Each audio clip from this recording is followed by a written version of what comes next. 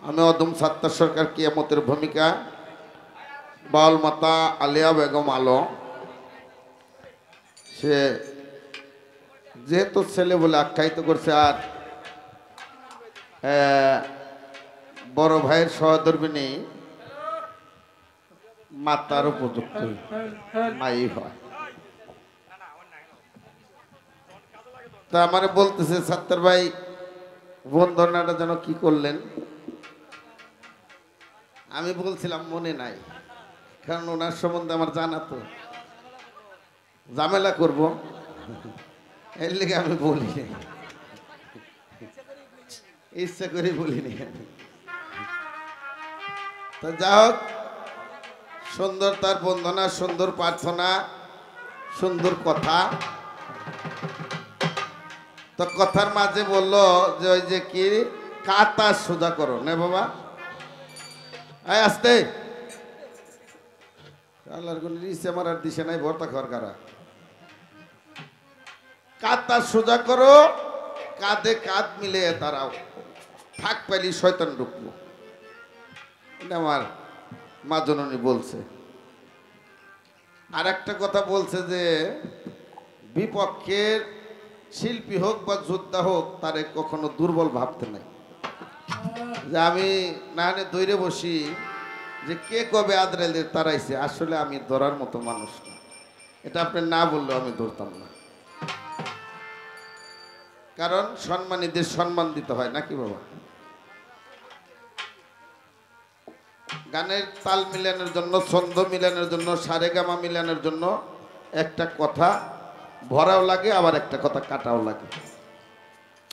কিন্তু যেখানে ধরবো আমি যে কাতা সোজা করো আর হলো খুব চাইফে চাইফে দাঁড়াও, তাই না বাজান? এই কথাটা বলছে, মানে কাঁধে কাঁধ মিলিয়ে দাঁড়াও, ফাঁক পাইলে শয়তান ঢুকবো। এই যে করোনা ভাইরাস মহামারী মসজিদ ঘরের মাইক দিয়েও বলছে এবং গোল দাগ দিয়ে দিচ্ছে যে 3 ফুট ফাঁকে ফাঁকে দাঁড়াও।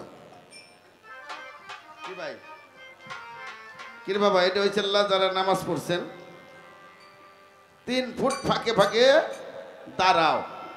এই যে এর আগে কাঁধে কাঁধ মিলে দাঁড়াইতে হবে ক্যাবলামুখী হইয়া, কিন্তু এখন সেই নামাজ কিন্তু ভিন্ন না।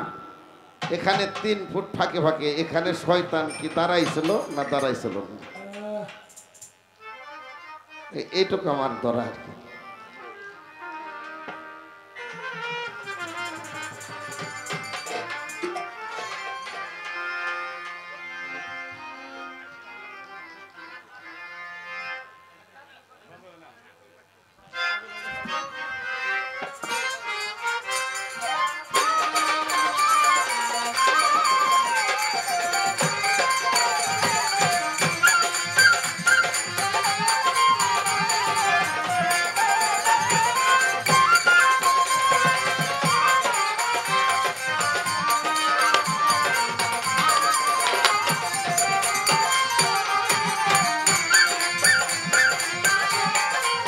Halo, halo.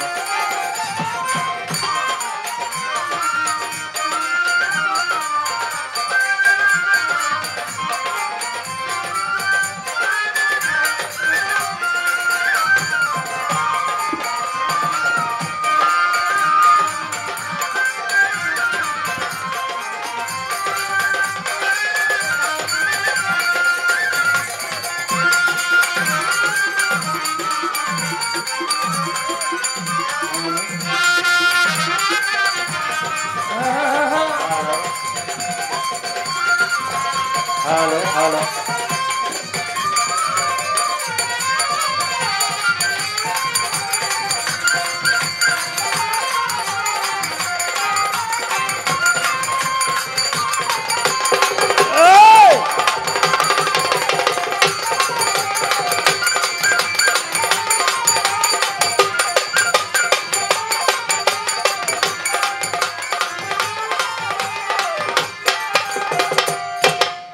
মেয়ে ভাই, আপনি ডাইন হাত দিয়ে নেবেন, খালি বাও হাত দিয়ে নেবেন না।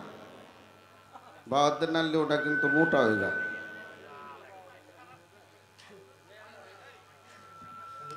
শেষ মারে দাদা, শেষ মারে। হ্যালো, ডোলেরটা কমাই দেন একটু, ডোলেরটা ডোলেরটা আরো কমান দাদা, ডোলেরটা আরো কমান, আরো কমান। হ্যালো, উপরেরটা একটু হাই বাট বাড়াই রাখেন। যাক, আমি কিয়ামতের ভূমিকা নিয়ে একটি গান রাখবো, সাথে দুই একটি কথা জানার জন্য রাখবো। এটার হাই বাটটা বাড়াই রাখেন। এটার হারমোনিয়ামেরটা বন্ধ।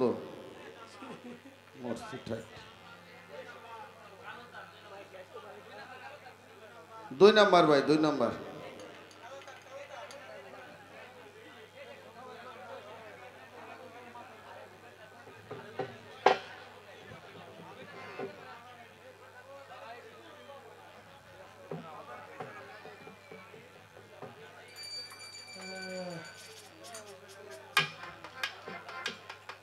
হ্যালো, আল্লাহ এই দুনিয়া সৃষ্টি করছে,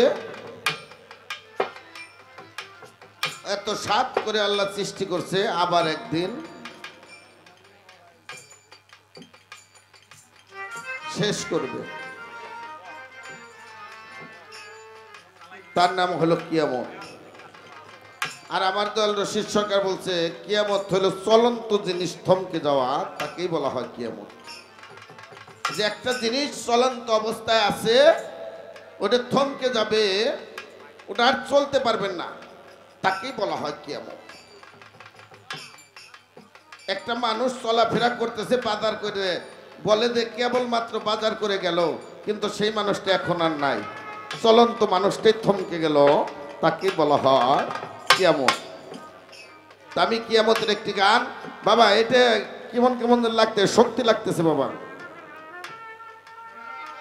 একটি গান ঠিক আছে রাখবো। তারপরে আমার আফার কাছে একটি বা দুটি কথা রাখবো। ধন্যবাদ।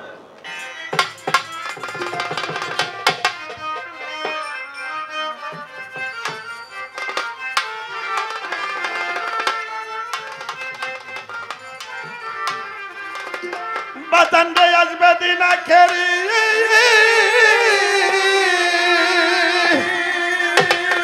ভাইরে ভাই আসবে দিন আখেরি, হবে আলেম বাড়ি বাড়ি, কোরআনের কথা কইব নিজেরাই মানব না। ঘন ঘন মরছি এইটা কিয়ামতের নিশানা। বাবা শক্তি দিন না লাগে। আগে মসজিদ ঘরগুলি অনেক দূরে দূরে ছিল, তাই না বাবা? এখন খাগের সাথে ঝগড়া করে মোল্লারা দিয়ে নিয়েছে, পাঠানঘাতে ঝগড়া করে মির্দারা দিয়ে নিয়েছে, যোগ মসজিদে যাব না। তাই আপনাদের রশিদ সরকার লিখলো যে আসবে দিন আখেরি, আলেম বাড়ি বাড়ি কোরআনের কথা কইব নিজেরাই মানব না। ঘন ঘন মসজিদ, এটা কিয়ামতের নিশানা। মসজিদ 2-3 তলা হইতেছে, কিন্তু মুসল্লি অত পাওয়া যায় না। তাই আমার দয়াল রশিদ সরকারের গান আসবে দিন আখেরি, আরে বান্ধব আসবে দিন আখেরি, আলেম বাড়ি বাড়ি কোরআনের কথা কইব নিজেরাই মানব না। ঘন ঘন মসজিদ এইটা কিয়ামতের নিশানা গো, ঘন ঘন মসজিদ এইটা কিয়ামতের নিশানা।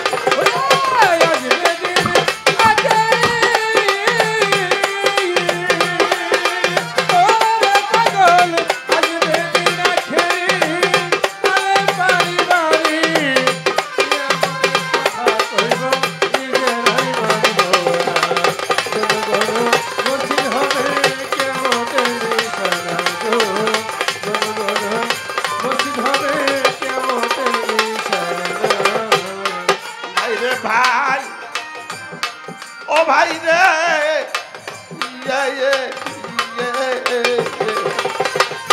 আরে বাদা কিয়ামতের দিন ঘনাবে, বান্দির পেটে ছেলে হবে নিজের জমিন পতিত রইব আবার হইব না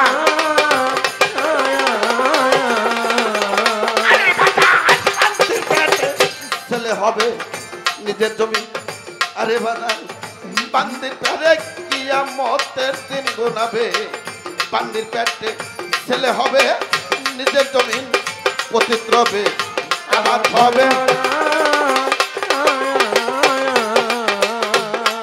ওরে বিরতিতে ভাত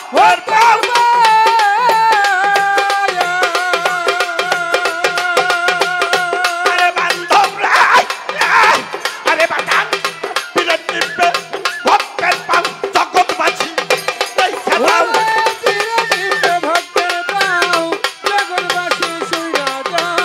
আরে বান্ধব বিরতিতে ভক্তের পাও জগৎবাসী এই খেলাও লোভিক পীর কামুক চালা জাহান্নামের ঠিকানা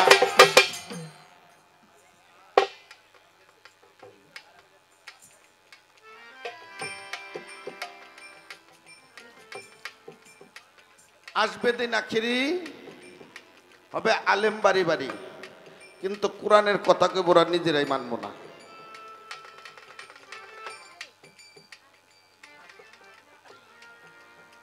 ঘন ঘন মসজিদে এটা জাহান কিয়ামতের নিশানা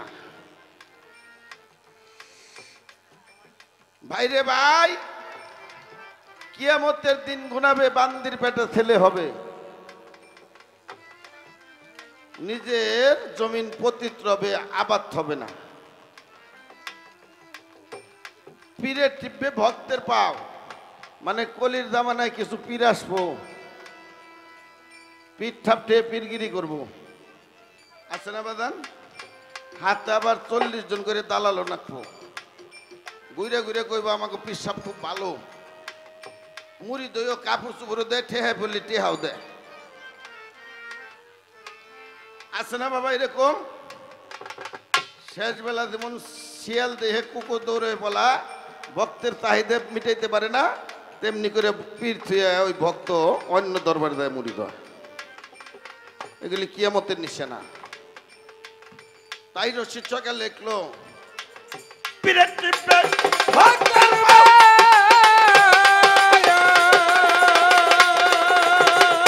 আরে বান্ধব বিরতিতে ভক্তের পাও জগৎবাসী শুই না দাও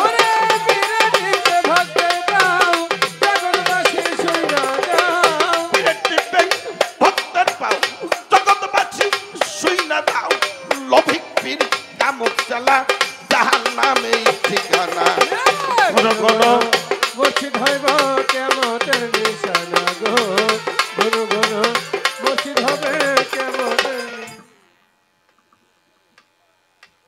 পীরের বাড়ি ওরস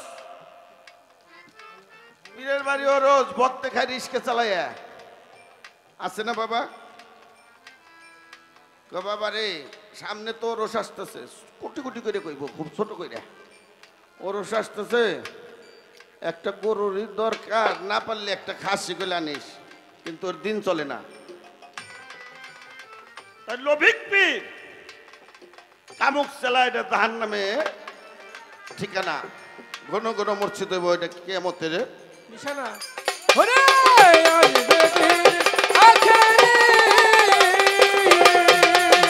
ওরে পাগল আসবে দিন আখেরি আরে বাড়ি বাড়ি কোরআনের কথা কইব নিজেরাই মানব না ঘন ঘন মসজিদ হইব কেমতের নিশানা গো ঘন ঘন মসজিদ হইব কেমতের নিশানা বাজানো বাবা বাবা আরে বাজান ভাই রাখবে না ভাইয়ের মান একই বাপের দুই সন্তান কেহ বাজান কারো দুঃখে ফেরাও চাইব না আরে বাজান ভাই রাখবে না ভাইয়ের মান একই বাপের দুই সন্তান কেহ বাজান কারো দুঃখে ফেরা চাইব না বলি আই বরকত উঠে যাবে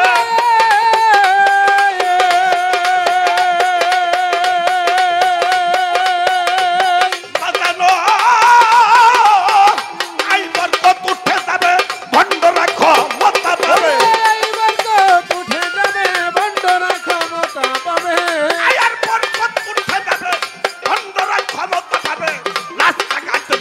খুইলা চলিতে থাকবে যে না মুর্শিদ হইব কেমত নিশানা গো ঘন ঘন মুর্শিদ হইব কেমত নিশানা বাজানো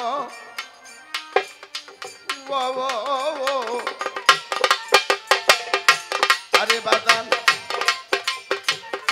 শোনো রে ভাই মুসলমান ঠিক রাখতে চাই লেইমান পাঞ্জাতনের নৌকায় চর ভয় থাকিবে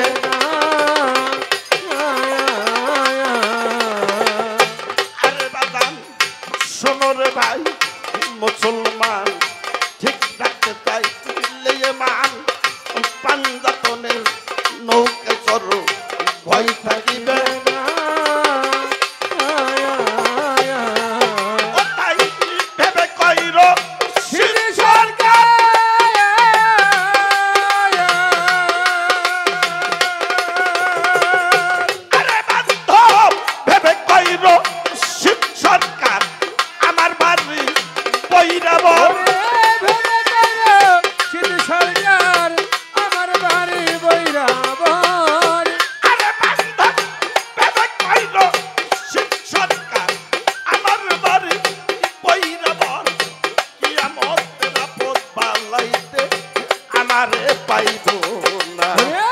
ঘন ঘন মুর্শিদ হইব কেমত নিশানা গো ঘন ঘন মুর্শিদ হইব কেমত নিশানা আসবে দিন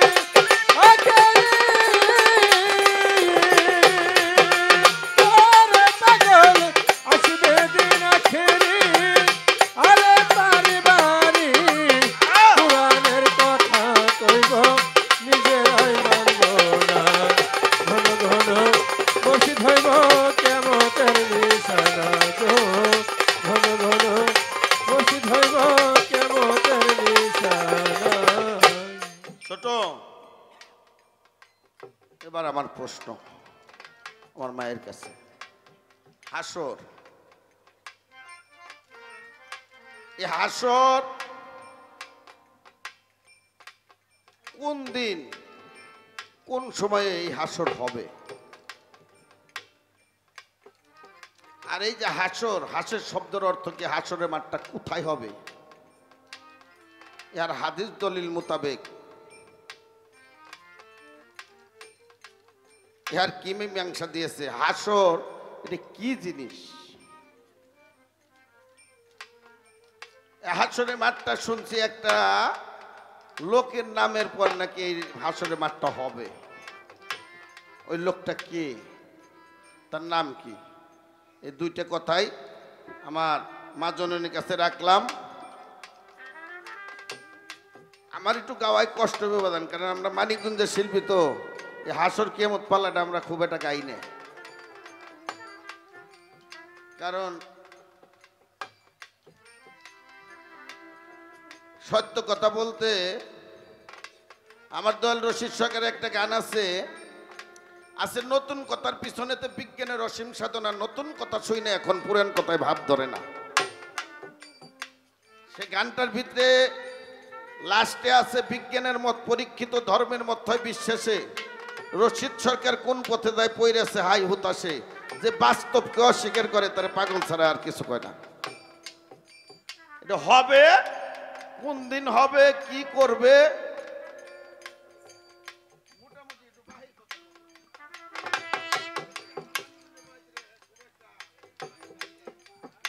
আমার একটু কষ্ট হইব আমার মায়ের সুবিধা হয়েছে আর কি তারপরে মায়ের পাশ যাওয়ার জন্য চেষ্টা করব আর কি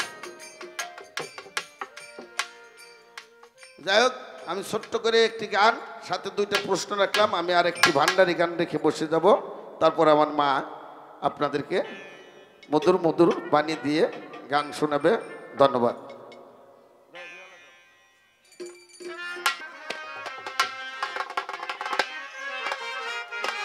যেহেতু ভান্ডারি দরবার আসছি আরেকটি ভান্ডারি শান আমি রাখি নাকি রহমান ভাই আমার বাবা মাওলানা গো ভান্ডারি বাবা মাওলানা আমার বাবা মাওলানা গো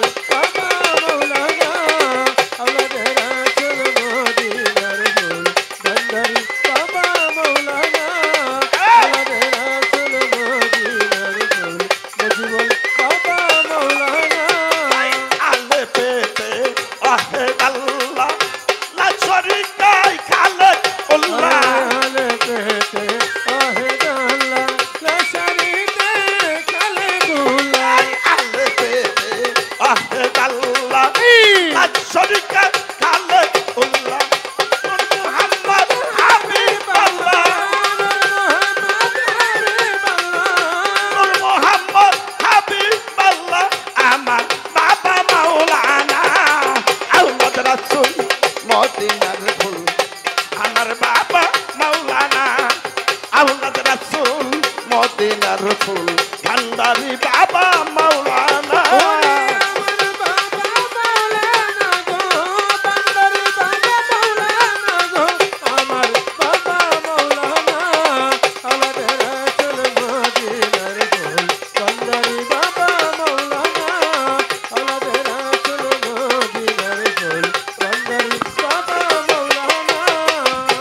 আলে পেতে আসাও তুমি লামের মধ্যে বাবা আছি আমি আয়ালে পেতে আসো তুমি লামের মাঝে আসি আমি আই আলে পেতে আসাও তুমি লামের মধ্যে আছি আমি মিনতে মুহাম্মদ ছেদে সিরাজ ভাই আমার বিবেতে মুহাম্মদ ছেদে করছাও কত বাহানা আল্লাহ রাসূল মদিনার ফুল আমার বাবা মাওলানা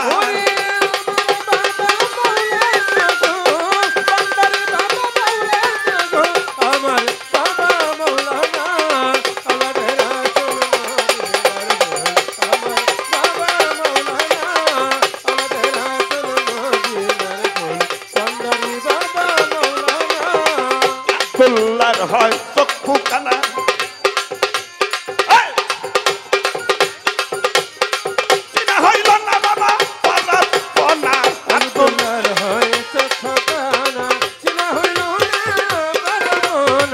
আব্দুল্লাহর হয় চক্ষু কানা চিনা হইল না বাবা পরাপনা এই দুনিয়া হবে ফানা এই দুনিয়া হবে ফানা সঙ্গে দাদা মুর্শিদ মাওলানা আল্লাহ রাসূল মদিনার ফুল আমার বাবা মাওলানা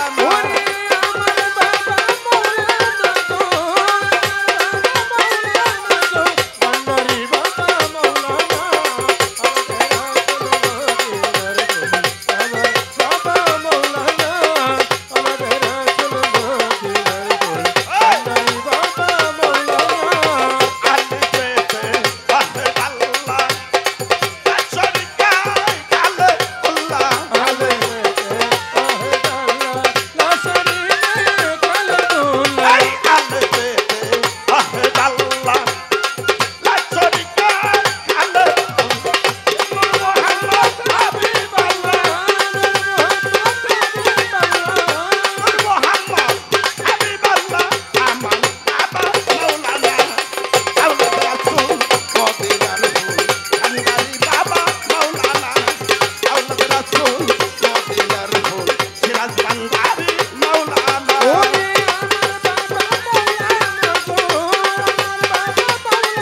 আমার বাবা মাওলানা গো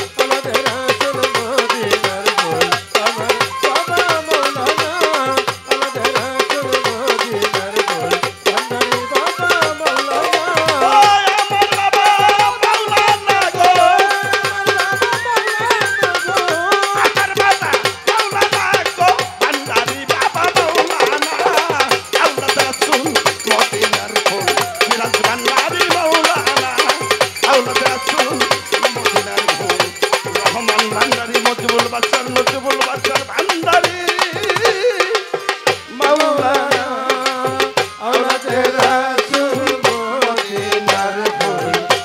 ভান্ডারি বাবা মাওলানা আল্লাহ রাসূল মদিনার ফুল ভান্ডারি বাবা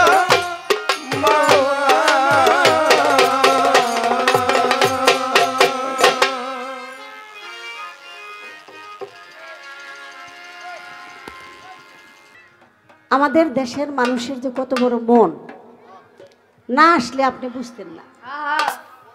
অনেক আপ্যায়ন, অনেক বড় মন এবং অনেক ভালোবাসা। তো সেজন্য আপনি খালি মানিকগঞ্জের গপ্প করেন না।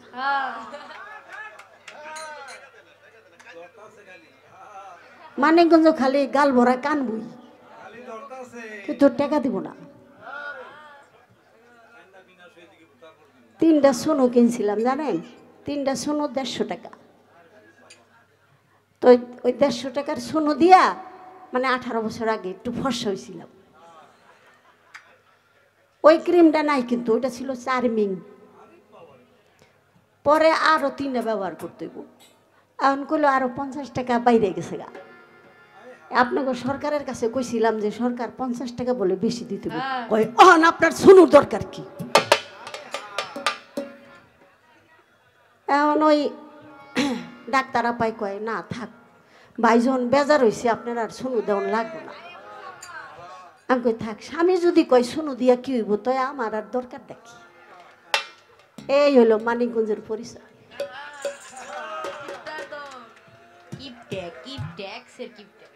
এক্সের কিপটা। তো যাই হোক, পুরানা দিনের কথাটা মনে হইলো কি লেগে, ওই যে মানিকগঞ্জ করছে, এর লেগে মানিকগঞ্জের মানিকের একটা কথা কইলাম আর কি। কত কথা যে মনের মধ্যে আসে, প্রতিদিনই কান্দি আমি, প্রতিদিনই কান্দি। অনেক কথা মনে পড়া কান্না আসে, আর কান্না আসলে কিন্তু গলা বসে। পরশুদিন কাজলের সাথে, কালকে গাইলাম ওই আরেক বয়তের সাথে, একটু একটু কান্না, ওই কান্নার ভিতরে কণ্ঠটা আরো বসে গেছে গা, বুকটা ভার হয়ে যায়। কিন্তু বাপের বাড়ি তাইসা আমি আজকে ঠিক মতো কথা কইতে পারতেছি না। তো যাই হোক, আজকে আমি যেমন তেমন আমার সাত্তার ভাই যখন আসছে, একটা কথা কই, গান গাইতেছেন আপনি আইছেন, আর কেউ নাম লইবেন না হেনে, তাহলে আরো কিছু কয়ে দেব। কারণ জ্বালায় জ্বালায় একবারে জ্বললা পুরা ছাই হয়ে গেছি, এখন আর কোনো জায়গা নাই জ্বলনের। ওই যে যখন তোমার কেউ ছিল না তখন ছিলাম আমি, এখন তোমার সব হয়েছে, পর হয়েছি আমি। তুমি পড়ো নাই, তুমি আসো, নগদে আসো। এখন আমার সাত্তার ভাই একটা কথা না বুঝে আমারে দইরা বইছে, বুঝে নাই কি আমি কাতারের কথা বলছিলাম, আপনারা তো খেয়াল করছিলেন যে কাতার সোজা করো আল্লাহ বলছে। কাতার হলো 2 প্রকার, একটা হলো আল্লাহর নাম অনবরত অবিরাম বিরতিহীনভাবে সব সময় স্মরণ করতে হবে। আপনি ঘুমাইছেন, আপনার কাল আল্লাহর জিকিরের ধ্বনি হইতেছে, এটাই হলো অনবরত কাতার। আর যেই ঘরে আলো জ্বলে, যেই ঘরে মালিক থাকে, সেখানে আর চুরি ডাকাতির কোনো ভয় থাকে না। আর এই ঘরের চোর হইল কাম, ক্রোধ, লোভ, মায়া, মদ, মাৎসর্য, এই 16টা চোর সব সময় আমার মহা অমূল্য ধন চুরি করতে চায়। তো সেজন্য জিকির করতে হয়। জিকিরটা হলো নফল আবাদত।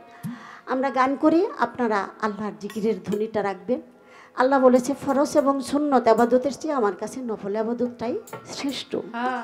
কারণ নফল আবাদতের কোনো অজু, গোসল, ধারাবাহিকতা, স্থান, এটার কোনো দরকার নাই। বান্দা তার নিজের স্বাধীন মতো, আমি তাকে জরুরি দিই নাই, ফরজ করি নাই, তারপরও বান্দা আমাকে এক মুহূর্তের জন্য ভুলে থাকে না।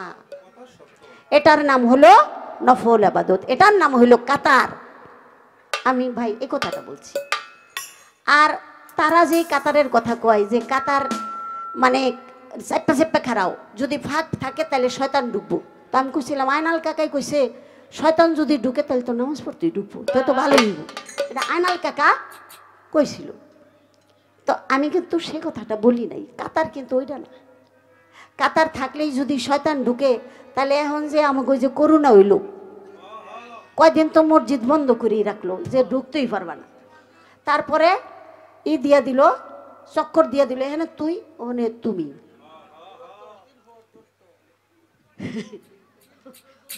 দূরত্ব। আর কই গেল সেই কাতার আর চেপ্পা খারা, কই গেল? এটা হ্যাগো বানাই না কথা।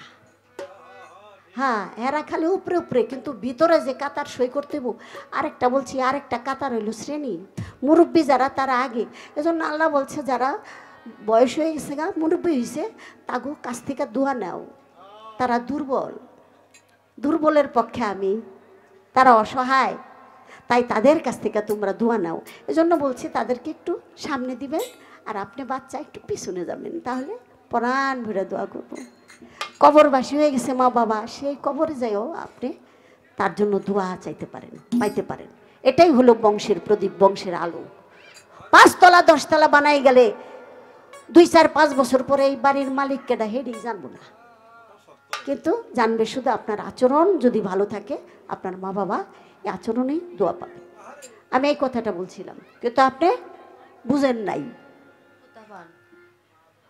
নাই, সেজন্য আমারে ওই কথাটা বলছেন যে গ্যাপ থাকলে শয়তান ঢুকবো, তাহলে কেমনি কি। তা আমি আপনাকে বলি সাত্তার ভাই, আমার ওই গলাটা বসা থাকলে এমনি মেজাজ খারাপ হয়। কালকা ছিল খালি পেটে ডায়াবেটিস 24, আজকে হয়েছে 17। ডায়াবেটিস হলে তো জানেনি মাথাটা কেমন গরম থাকে। আর দৈরা যে 2টা কনি দিমু এটার লেগে কিছু কইতে পারবেন না, কারণ মা সেইতে গেলে পোলা যদি 80 বছর বয়স হয় তাও মাই মারতে পারে, সেই দাবি সেই অধিকার মার কিন্তু আছে। এই কথাটা আমি বলে রাখলাম। আপনি আমার প্রশ্ন জিজ্ঞাসেন, আমি জবাব দেওয়ার চেষ্টা করব। আপনি কইতাছেন যে এটি হলো বাকি কারবার, কে সব কিছুর আধ্যাত্মিক বাহ্যিক আছে না বাবা? আপনি মানিকগঞ্জ সব নগদ কারবার করেন, আর আমরা ফরিদপুরা মাদারীপুরা মানুষ, শরীয়তপুরের মানুষ বুঝি বাকি কারবার করি। এত মাতবরি করেন না। টেহা কটা পাইতাছেন, কামলা দিতাইছেন, যেই মুরাদা কাটতে কমু সেই মুরাই কাটতে হইব। আপনি বুঝছো তো এই কথাটা বলার চেষ্টা করলাম। তারপরে দেখেন কত মহব্বত।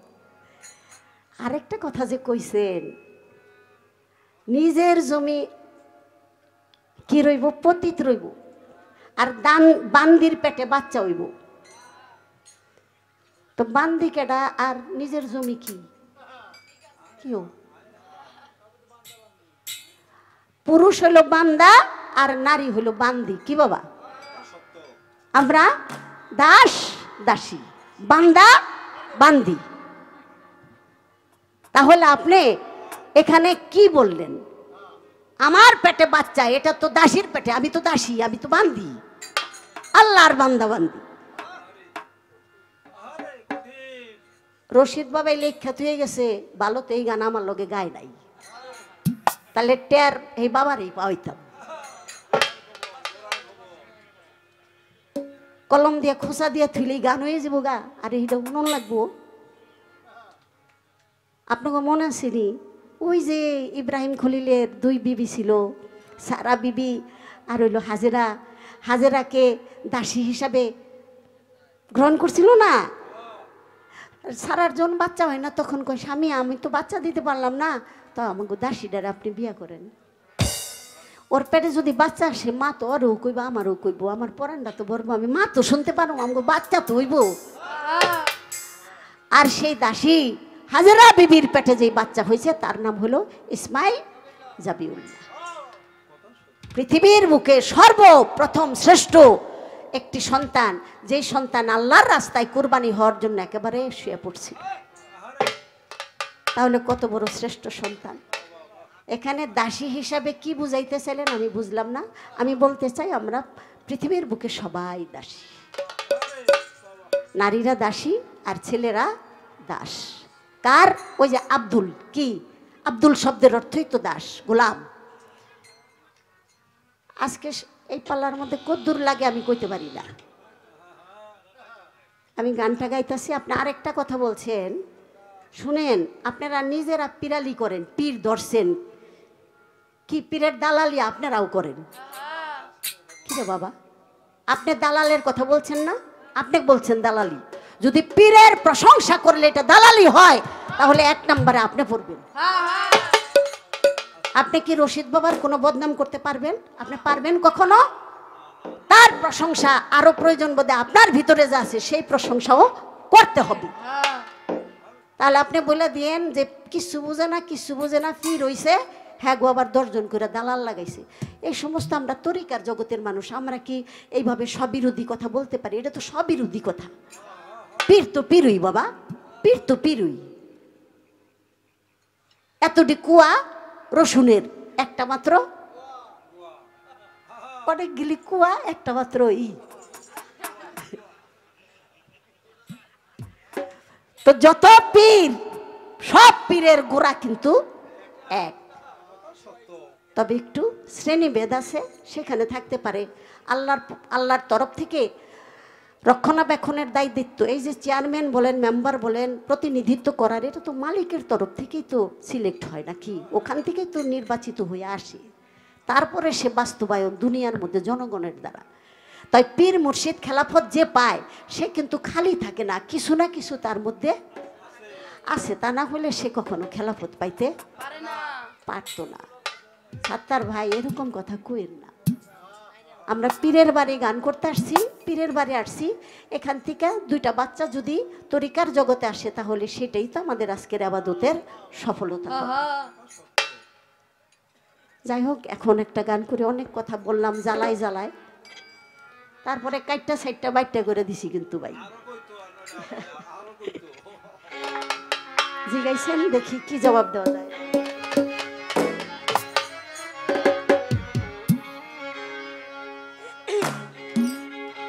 হাসরের মাঠ হবে শুনি বড়ই ভয়ঙ্কর ভাইরে, হাসরের মাঠ হবে শুনি বড়ই ভয়ঙ্কর, পাপী তাপীর জন্য সেদিন এমনই কঠোর,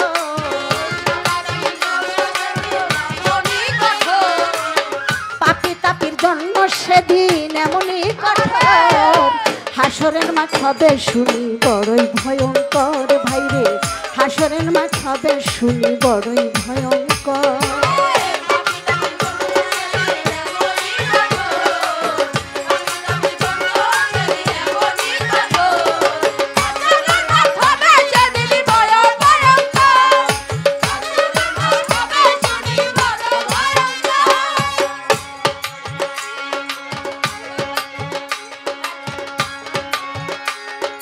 গায়ের ঘামে নদী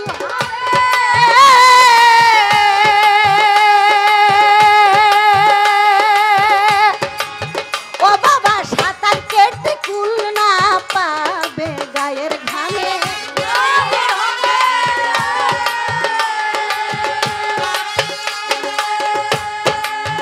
ও বাবা, সাঁতার কেটে কুল না পাবে, কেঁদে উঠবে উচ্চ রবে হইয়া কাতর, কেঁদে উঠবে উচ্চ রবে হইয়া কাতর, হাসরের মাঠ হবে শুনি বড়ই ভয়ঙ্কর ভাইরে, হাসরের মাঠ হবে শুনি বড়ই ভয়ঙ্কর।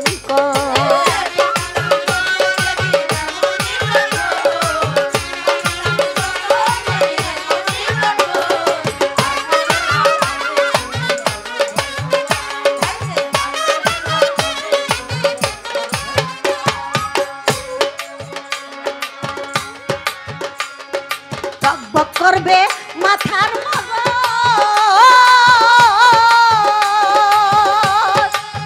ও বাবা কেউ কারো নিবে না রে খোঁজ, টকবক করবে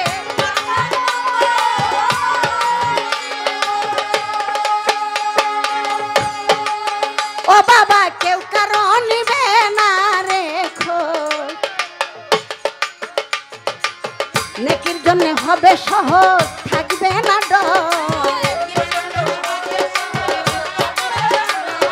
নেকির জন্য হবে সহজ থাকবে না ডর, হাসরের মাঠ হবে শুনি বড়ই ভয়ঙ্কর ভাইরে, হাসরের মাঠ হবে শুনি বড়ই ভয়ঙ্কর।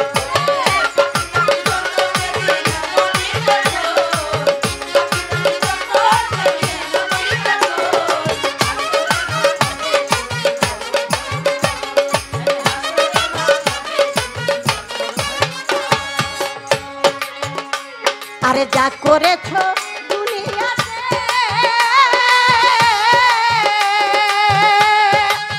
ও বাবা ফল পাবে দয়া খেরাতে, যা করেছ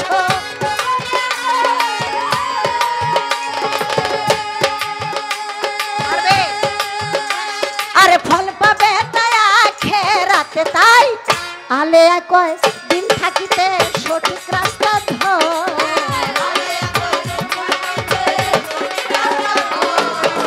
আলেয়া কয়দিন থাকিতে সঠিক রাস্তা ধর, হাসরের মাঠ হবে শুনি বড়ই ভয়ঙ্কর ভাইরে, হাসরের মাঠ হবে শুনি বড়ই ভয়ঙ্কর।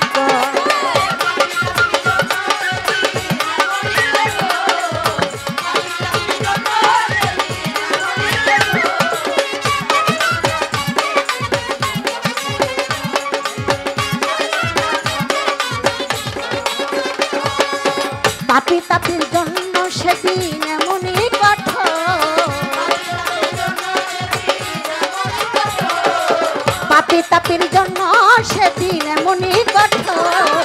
হাসরের মাঠ হবে শুনি বড়ই ভয়ঙ্কর ভাইরে, হাসরের মাঠ হবে শুনি বড়ই ভয়ঙ্কর ভাইরে, হাসরের মাঠ হবে শুনি বড়ই ভয়ঙ্কর।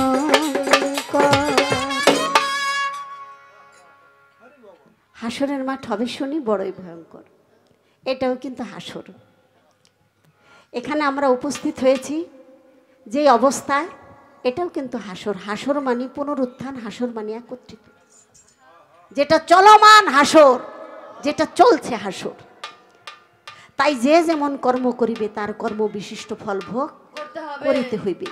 তাই বলা হয়েছে যা করেছো দুনিয়াতে ফল পাবে তা আখিরাতে। আখের মানে কি? আখের মানে পরকাল। পরকাল কি? পরকাল মানে পরের অবস্থান। এজন্য সাধকরা বলে যে তুমি কর্ম দ্বারা আগামীতে কোথায় যাবে সেটা তোমার কর্মই বলে দিবে। তোমার কর্ম যেই অজুত তৈরি করে দিবে, অজুত মানে এই খাঁচাটা, দেহটা, তাহলে আমি ওই অজুতেই প্রবেশ করি। আজকে মানুষকুলে এসে, আমি মানুষকুলে এসে আশরাফুল মাখলুকাত সর্বশ্রেষ্ঠ জীব ইনসান, আমি মানুষকুলে এসে যদি দুশ্চরিত্র, চরিত্রহীনতা, বেপরদা, উলঙ্গ কর্ম আমি বারবার করে যাই, বারবার করে যাই, আল্লাহ বলছেন তোমার পর্দাকে রক্ষা করো, তোমার জিহ্বা লজ্জাস্থান এটাকে আবৃত রাখো। আমি তোমাকে ইনসানিয়াতের জীবন দিয়েছি, আমি বিচার, বিবেচনা, জ্ঞান, আক্কেল, বুদ্ধি তোমাকে সব দান করেছি। অতএব তুমি সদা সর্বদাই আমাকে ভয় পাও এবং আমার উপস্থিতি চিন্তা ভাবনা করো, তুমি পর্দা রক্ষা করো। তাহলে আমি মানুষকুলে এসে আমি অবিবেচক, বৈধ বুঝি না, অবৈধ বুঝি না। একটা পশু আমার কাছে হার মানে, একটা বাঘ তার যদি ক্ষুধা লাগে সে কখনো ঘাস খাবে না, কি বাবা, ও গোশ খাবে। একটা পশু, ওরও কিন্তু খাবার দাবার একটা নিয়ন্ত্রণ আছে। একটা ছাগল, ও কিন্তু ক্ষুধা যতই লাগুক ঘাস খাবে, ও কিন্তু গোশ খাবে না, একটা পশু। কিন্তু আমি মানুষ, আমি কেমন মানুষ, আমার যখন কাম ক্ষুধা লেগে যায় তখন আমি ঘরও মানি না, বারান্দাও মানি না, পাকঘরও মানি না। কি তাহলে আমার চেয়ে পশুর হিসাবটা ভালো না? এজন্য আল্লাহ বলে তুমি বারবার উলঙ্গ হও, বারবার পর্দা উন্মোচন করো, নিজের ইজ্জত আরেকজনের দেখাও, আরেকজনেরটা তুমি দেখো, বৈধ অবৈধ চিন্তা করো না, তাহলে আগামীতে তো তোমার আর এই রূপ থাকবে না। কি আগামীতে পশুর রূপেই তুমি চলে যাবা। রাস্তাঘাটে যে পশু দেখি মনে করেন কুকুরটাই, কি আমরা কত ঘৃণা করি না? এটা কে? এটা আমি, এটা আমি।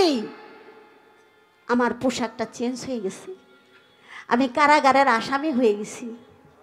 আমি যদি আমার ছেলের সামনে কান্না করি, আমি যদি ছেলের কাছে যাই ঘষাঘষি করি, আমার ছেলে আমাকে লাত্তি দেয়, কারণ আমি তো আর আলে আনাই মানুষ নাই, আমি তো কুকুর হয়ে গেছি। কারণ আমার স্বভাবটা সেই কুকুরের মতোই ছিল, পশুর মতোই ছিল। কি বাবা আছে না? আপনি কত তাড়াইয়া দেন, কুকুরটা আবার আপনার কাছে আসে, ঠ্যাং ভেঙে দেন।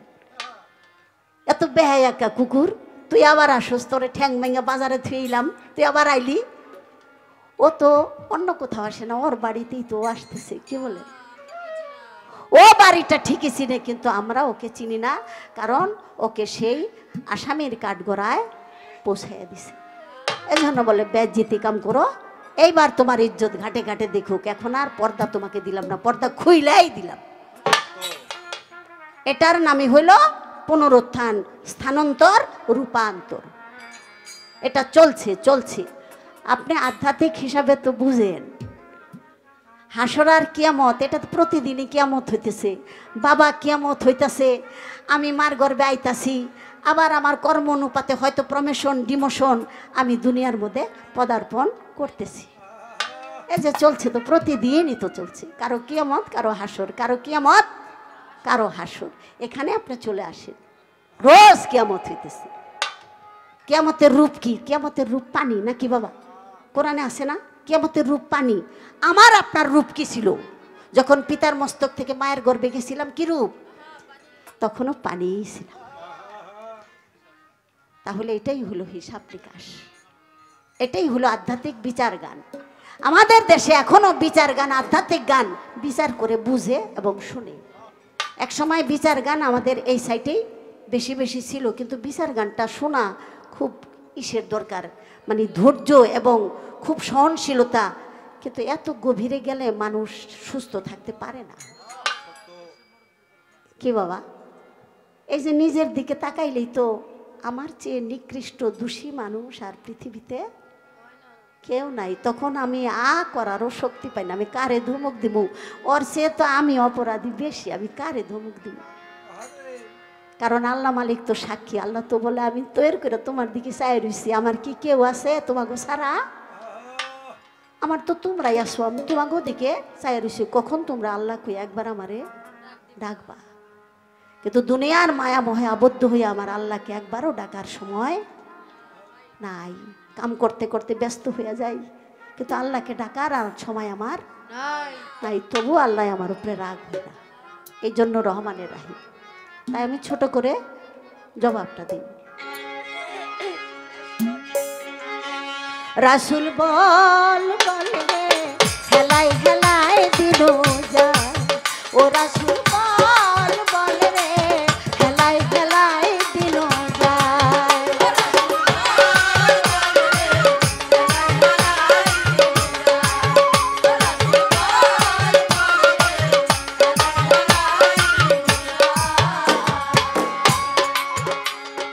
কি জবাব দিবারে মোনা, কি জবাব দিবা মোনা, হাসু বেলায় বল বল রে হেলাই হেলাই দিল যায়, ও রাসূল বল বল রে হেলাই হেলাই দিল যায়।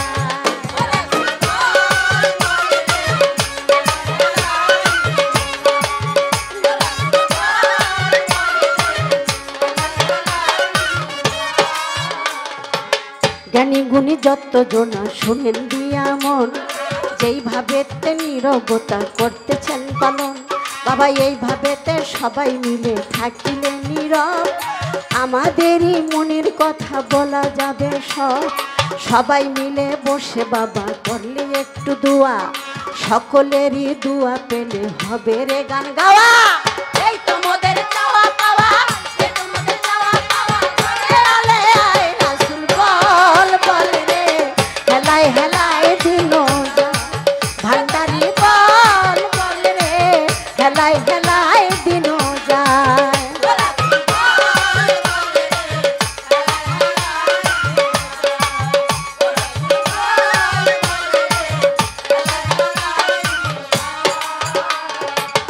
একটা কথা বলে গেছে আমার সাত্তার ভাই, কথাখানি আসরেতে আমি ভুলি নাই। জগৎবাসী দেখা যাও পীরে টিপে ভক্তের পাও, শুনেন দিয়া মন ভক্তের পাও টিপলে এখানে দোষ কিরে মন। মায় বাবায় পোলাপানের পাও টিপে না। এক ছেলের বয়স 70 বছর, 70, আর মার বয়স হলো 82, মানে 12 বছর বয়সেই বাচ্চা হয়ে গেছে। আগে তো তাই হইতো না। আমার মা আর আমি 13 বছরের ব্যবধান। আমার মার সামনে আমি খারাইলে আমার এই দেখা যায় মা, আর আমার মা সুন্দর, তাহলে অল্প বয়সে বাচ্চা কাছে হইলে কি এরকমই তো পোলারে বাপের মতো দেখা যায়। তো ছেলে বাড়ি গেছে, দেশে গেছে, মায় কয় বাজান তুমি আমার কাছে একটা রাত ঘুমাও, আমি তো আর বেশি দিন থাকুম না। আচ্ছা।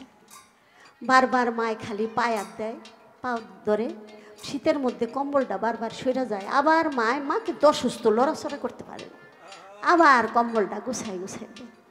মায় সারা রাত আর ঘুমাই নাই পোলার লেগা, কোন সমজানি কম্বল উল্টায়া জায়গা আমার বাচ্চার নিয়ে আবার শীতের কোনো কষ্ট হয়। তাহলে মার কাছে কখনো সন্তান বড় হয় না। মাই তো টিপা টুপা আমাকে মানুষ করছে, বড় করছে। এখন তুমি মাতা, তুমি পিতা, তুমি বন্ধু, তুমি ভাই, তুমি ছাড়া দয়াল আর আমার কেহ নাই, কেহ নাই। তরিকার জগতে গুরুই তো মা বাবা, গুরুই তো সব। সে গুরু যদি পাও টিপে সমস্যা কি? একদিনেতে হনুমান রামচন্দ্রকে জিগায়, আপনি আমার গুরু, আপনার গুরু কেবা হয়? ডাক দিয়া কয়, আমার গুরু দেখতে যদি চাও সমুদ্রের নিচে যাইয়া একবার দেখাও। এক ডুবেতে সেই হনুমান পানির নিচে গেল, যাইয়া তখন ওইখানে একটা হনুমান দেখিল। আরে বাপরে বাপ, কি দেখছি এটি দিয়ে আমার মতো। রামচন্দ্র, আপনার গুরু তো দেখলাম না, দেখলাম আমার মতো একটা হনুমান বই রয়েছে। কয় তাই নাকি?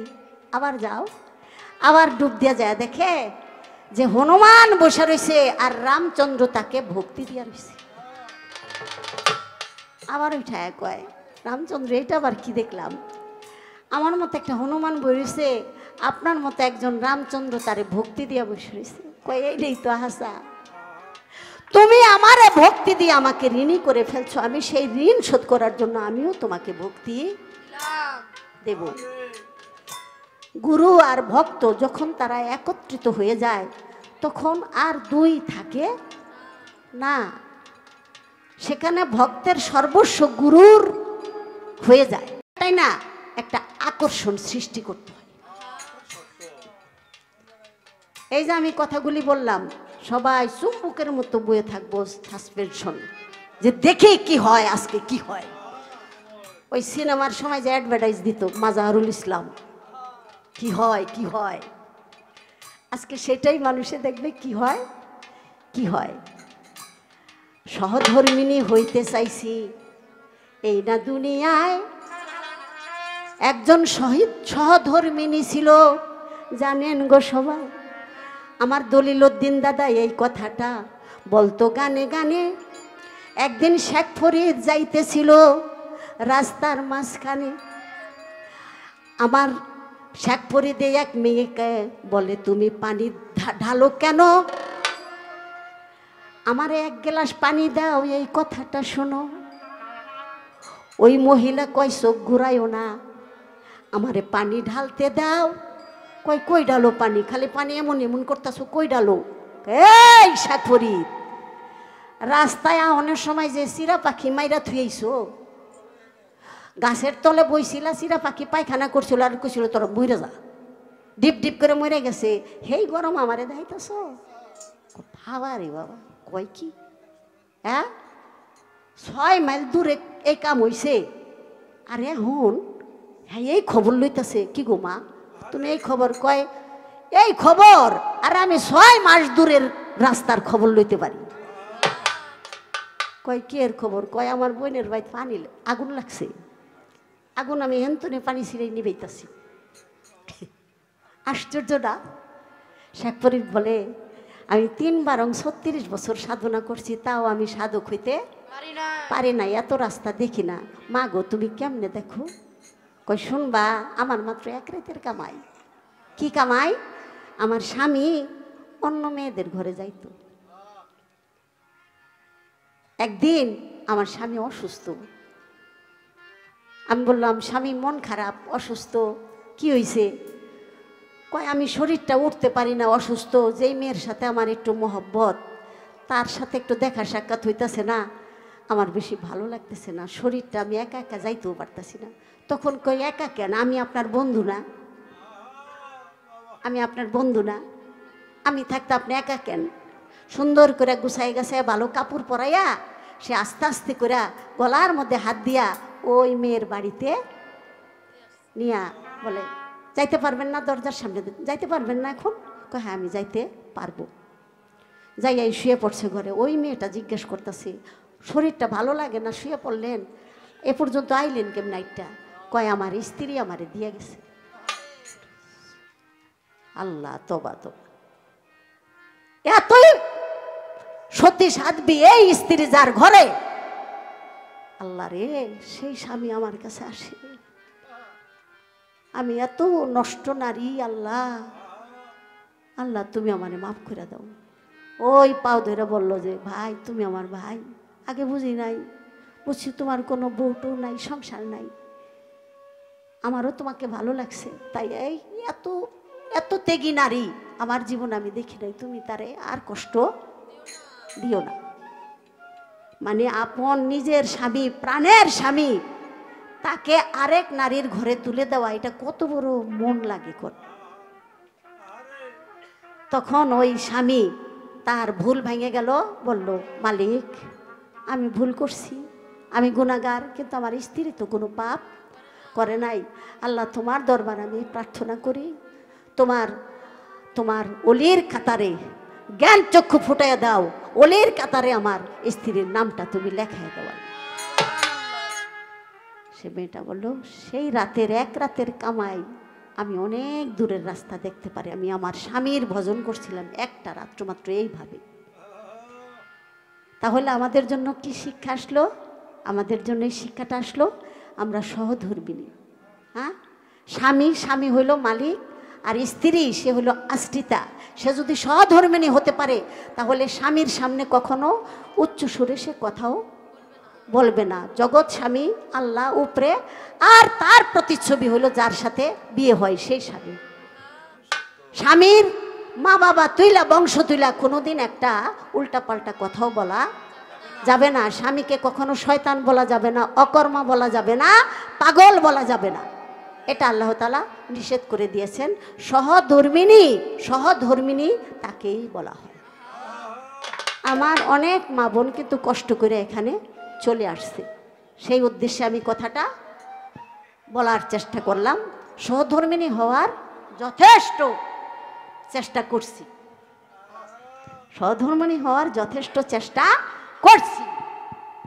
আর কেউ জানুক আর না জানুক, আপনি সাক্ষী। প্রত্যেকটা মা বোন যেন সহধর্মিণী হয়। আমার সাওয়াল পাওয়ালাইয়া পড়ছে, আর কিসের ভয়? শোনো শোনো রাজীব সান, মাইকের সামনে বসো, দুহারি ধরতে থাকো। আরে ওরে বাবা,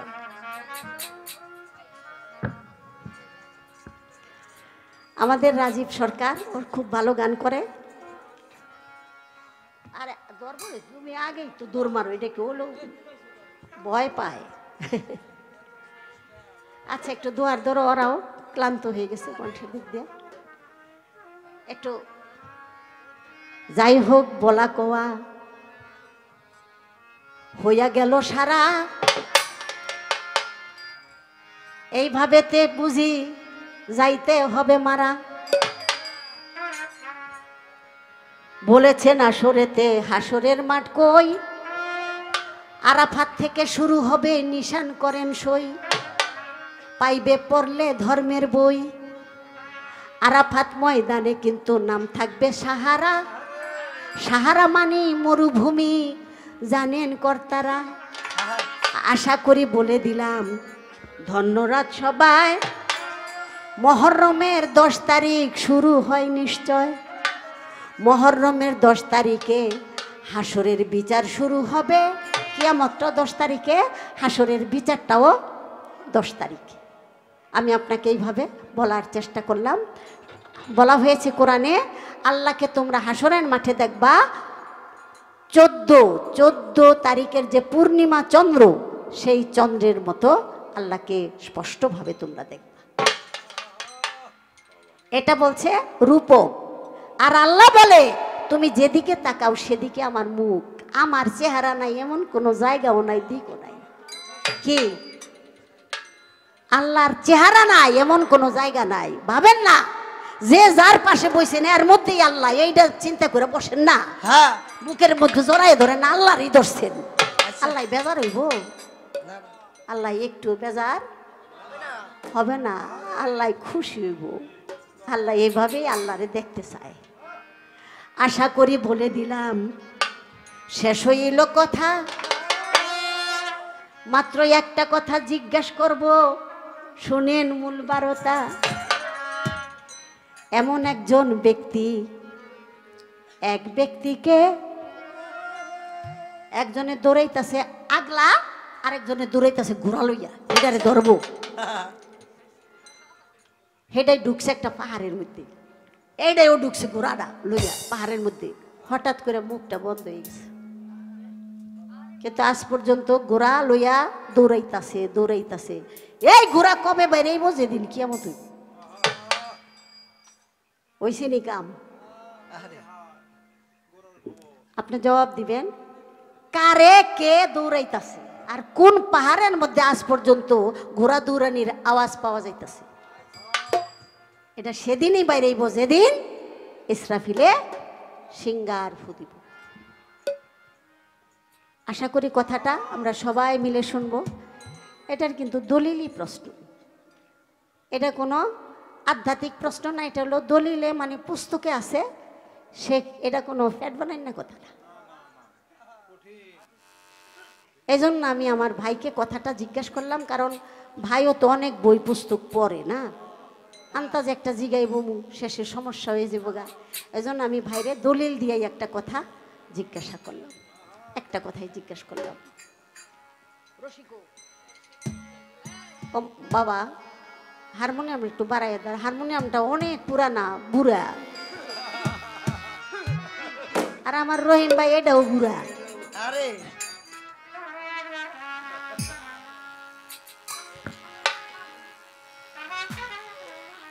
রসিক রতন ভান্ডারী, রসিক রতন, রসিক রতন ভান্ডারী, রসিক রতন, আর নয়নে দৃষ্টি করি হরিয়া নীলে মন, আর নয়নে দৃষ্টি করি হরিয়া নীলে মন।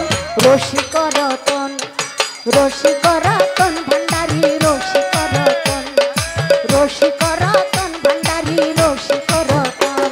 আরে পারে লয়া সৃষ্টি করে নিজে নিজের জন, পারে লয়া সৃষ্টি করে নিজে নিজের জন। রসিক রতন, রসিক রতন ভান্ডারী, রসিক রতন, রসিক রতন ভান্ডারী, রসিক রতন। তারে চায় নয়ন করে,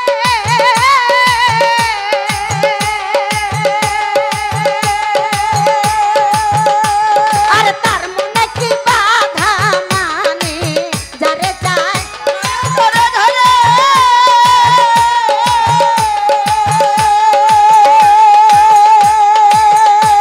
আর তার মনে কি বাধা মানে। এই চুম্বক যেমন লোহা টানে প্রেমের আকর্ষণ, শুনে যেমন লোহা টানে তাহারি মতো। চুম্বক যেমন লোহা টানে প্রেমের আকর্ষণ। রসিক রতন, রসিক রতন ভান্ডারী, রসিক রতন, রসিক রতন সখী বাবা, রসিক রতন।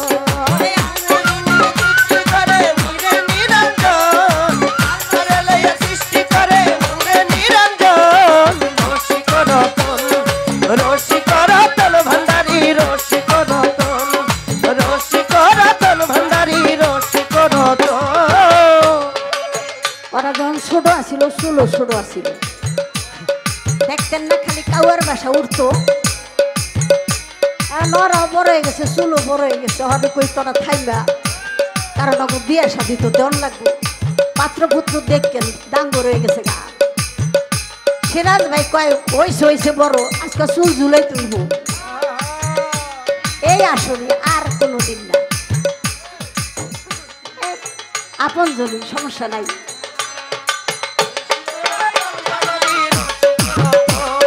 রসিক রতন ভান্ডারী, রসিক রতন। যারে যায় এক নজরে,